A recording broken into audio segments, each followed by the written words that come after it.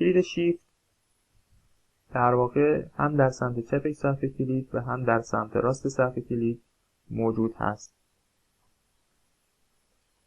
و با گرفتن این تکمه شما میتونید همینجور که مشاهده میکنید بر روی این کلید یک فلش به سمت بالا هم قرار داده شده.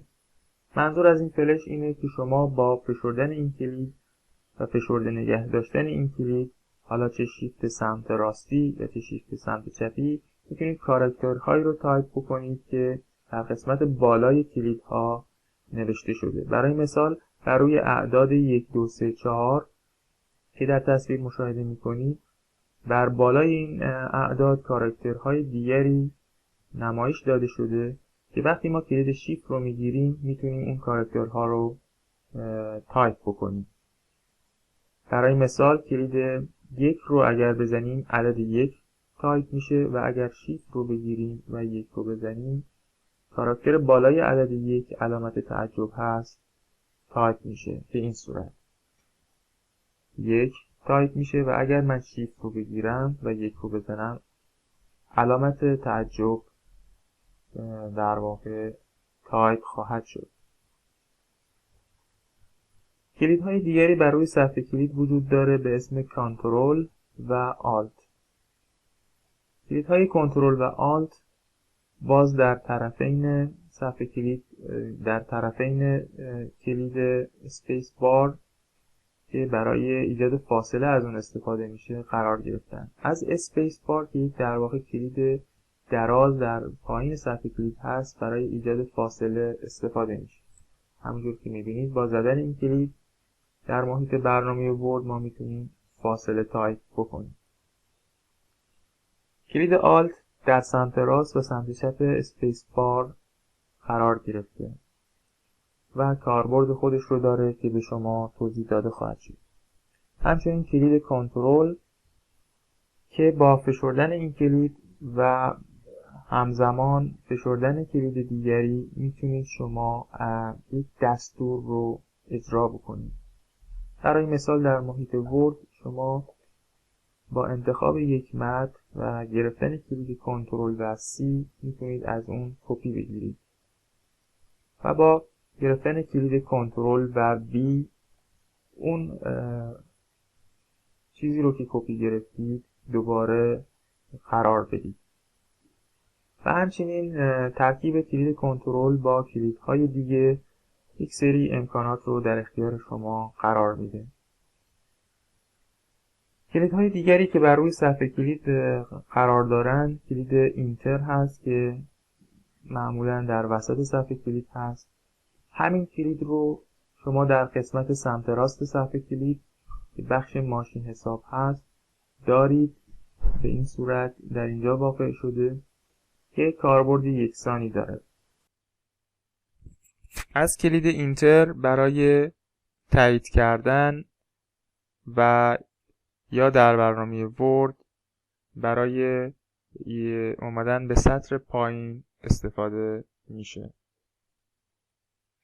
سایر کلیدهایی که در صفحه کلید قرار گرفتند مثلا کلید آلت باز ترکیب کلید آلت با کلیدهای دیگه برای ما یک سری کارها انجام میده. برای مثال در برنامه ورد اگر کلید آلت رو پایین نگه داریم یک سری حروف بر روی منوها ظاهر میشه. برای مثال تو قسمت آیتم اینزرت حرف N قرار داده شده که اگر من آلت رو پایین نگه دارم و کلید N رو بزنم منوی در واقع اینزرت انتخاب خواهد شد.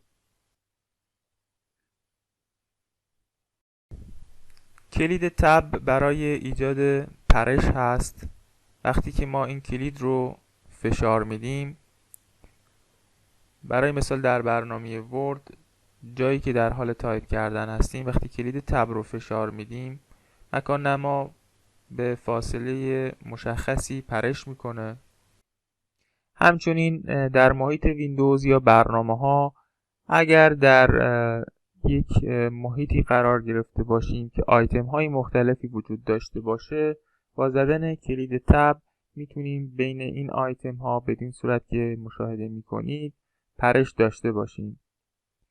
همینجور که میبینید بر روی آیتم ها با زدن کلید تب حرکت میکنیم و در نهایت بر روی دکمه هایی که در پایین قرار گرفته اوکی کنسل میتونیم پرش رو داشته باشیم.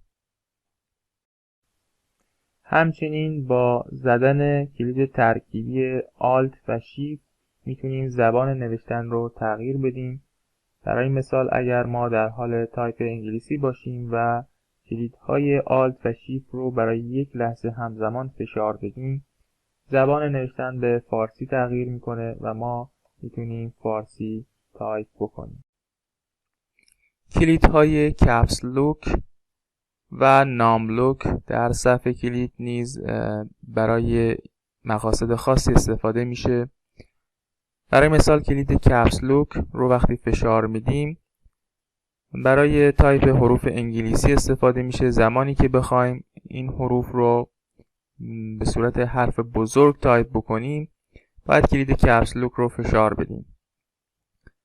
وقتی که کلید کپس لوک رو فشار میدیم ممکنه در روی صفحه کلید یک LED وجود داشته باشه که اون مربوط به کپس لوک باشه و روشن بشه و یا بسته به صفحه کلید ممکنه این LED ها قرار داده نشده باشن، ولی به هر حال وقتی که ما کپس لوک رو فشار میدیم میتونیم حروف انگلیسی رو به صورت درشت تایپ بکنیم و وقتی که کپس لوک رو خاموش میکنیم حروف انگلیسی به صورت حروف کوچک تایپ خواهند شد. همچنین اگر ما کلید شیفت رو پایین نگه داریم و حروف انگلیسی رو فشار بدیم این حروف به صورت بزرگ تایپ شده و اگر کلید شیفت رو فشار ندیم حروف انگلیسی به صورت حرف کوچیک تایپ میشن. کلید نام لوک که در قسمت صفحه کلید قسمت در واقع ماشین حساب صفحه کلید قرار داده شده برای این هست که اگر این کلید رو فشار دادیم بتونیم از تایپ اعداد استفاده بکنیم و اگر این کلید رو مجددا فشار بدیم و در واقع خاموش بکنیم دیگه اعداد رو نمیتونیم تایپ بکنیم و از قابلیت‌های دیگه‌ای که این کلیدها دارند برای مثال حرکت و پیمایش به بالا، پایین و چپ و راست میتونیم از اون استفاده بکنیم.